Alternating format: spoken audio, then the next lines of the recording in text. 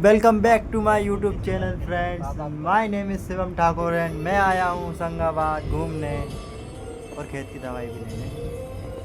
वैसे मैं आपको बता दूँ, हम अभी है बुधनी के पास और ये प्यारा व्यू जो आप देख रहे हो ये इतना प्यारा लगता है। आप यहाँ पे कहीं से भी आओ, दूर दूर से लोग यहाँ पे घूमने आते हैं। और ये हमारा भोसड़ी का दोस्त विवेक। हाँ। सॉन्ग क्या सुन रही है आप? पूरा फील कर रही है उसे। ये देखो फ्रेंड्स, मतलब व्यू इतना प्यारा है कि मैं क्या बताऊँ। आप वीडियो मेरी देख रहे हैं तो आप ज़रूर एक बार इधर घूमने आइएगा, क्योंकि व्यू जो है ना वो बहुत ज़्यादा ही प्यारा